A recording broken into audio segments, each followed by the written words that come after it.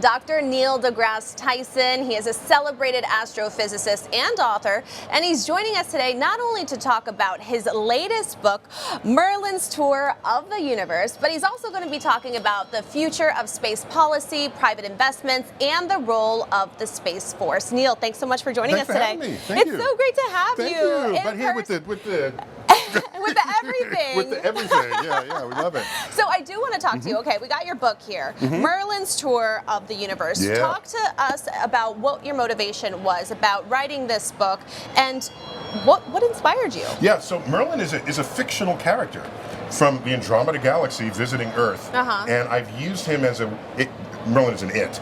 Used Merlin as a means to respond to people's curiosities about the universe.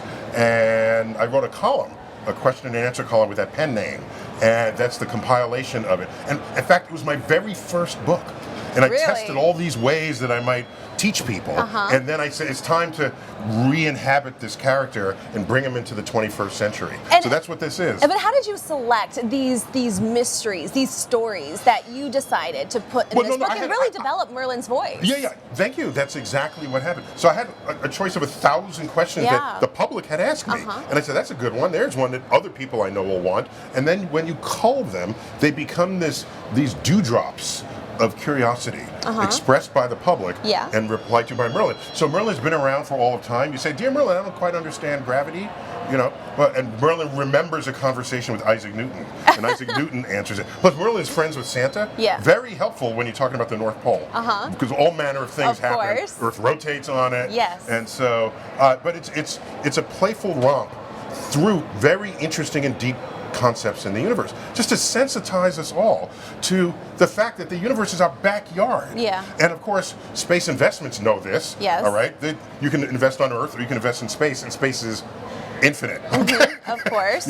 So I think the more people feel like space is accessible to them, the more open they are to whatever opportunities it might bring. Is that what you're hoping that viewers take away from this book, or do you have other expectations? No, I want people to just look up and celebrate the fact that the human intellect, just what's sitting between our brains, but the sum of it over the centuries and the millennia, we've figured out the universe. There's still a long way to go, but we know what stars are made of.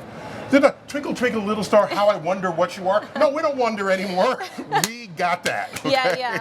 Okay? We've been to the moon. We've been to moons of Jupiter. We've passed Pluto. We have a telescope observing the beginning of the universe. Oh, by the way, all these involve hardware. There are companies that make this equipment, these telescopes, and launch vehicles, and so it's an entire enterprise that extends our backyard from Earth's surface, the shore of the cosmic ocean, to the rest of the universe. To the rest of the universe, I love that. But I do want to talk to you about, we're a day after Election Day. President Trump is set to take office as the 47th president of the United States. He was really behind spearheading the Space Force when he was in office previously, right? So talk to us more about Space Force and what you think we can expect as he moves into this administration. By the way, the idea of a Space Force has been around for decades. I was on a White House commission 25 years ago, and I remember we chatted about that in committee, and people said, well, the Air Force has got this, because everything we think of as the Space Force today was basically a carve-out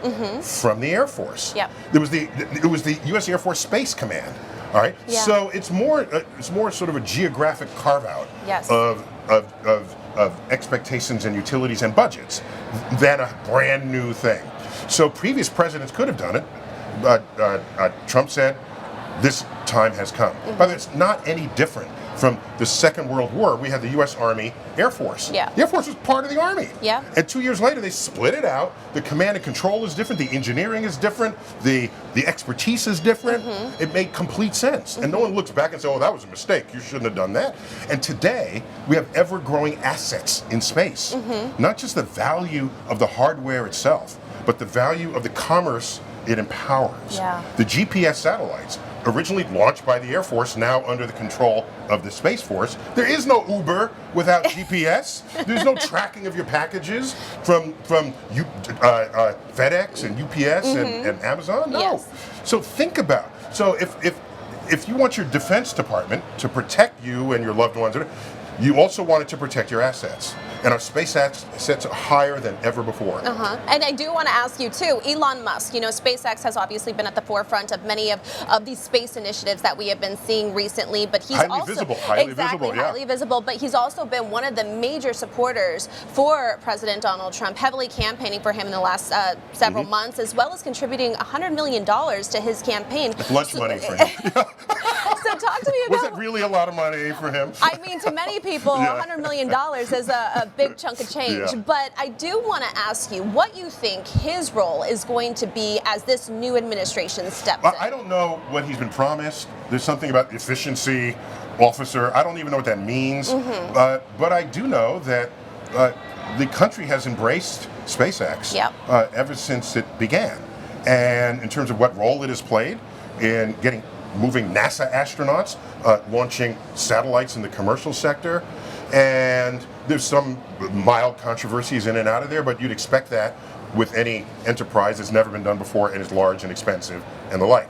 So I don't know that he'd be doing more in space under Trump than he would have under President Kamala Harris. Yes. Because he was already on a roll. Yeah. Yeah. I mean, it's not like he was hidden and now he's visible, and he doesn't need Trump to be visible. Yeah. Right? Yeah. I mean, he owns one of the largest social media platforms there ever was. Yes. So Trump visibility would probably be improved through him, if you want to look at it that way.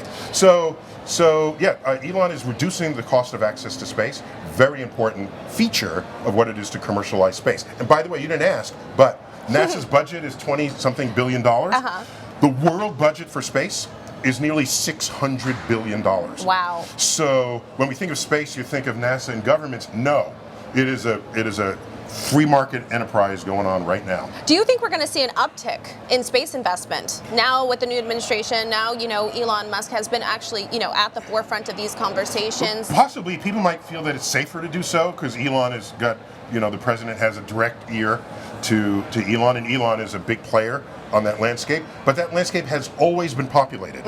Okay, you had Bezos and Branson making rockets. Boeing had rockets, and Lockheed Martin. All of these major, the space industrial complex is what basically fed NASA over all of these years. The rockets, the launch facilities, and by the way, NASA has 10 centers, very important, 10 centers in 8 states, and those 8 states variously go 5 blue, 3 red, 5 red, 3 blue, 4 red, 4 blue. NASA is distributed on our political spectrum. Right. So if someone likes NASA or doesn't like NASA, that does not tell you where they are in the political spectrum. Well, so NASA is a fundamental part of American identity. We went to the moon. Okay, you're here right on Wall Street, but it intersects Broadway, where they ticker tape parades, and anyone visits here, walk Broadway. Walk Broadway. They're markers for the ticker tape parades. The Apollo astronauts, John Glenn, Scott Carpenter. That's true. So it is America. It's America. I love it. America. Well, on that note, Neil, I think we're going to wrap that interview up. Thank you so much again for joining us. It's always a pleasure having you on the show. Thank you.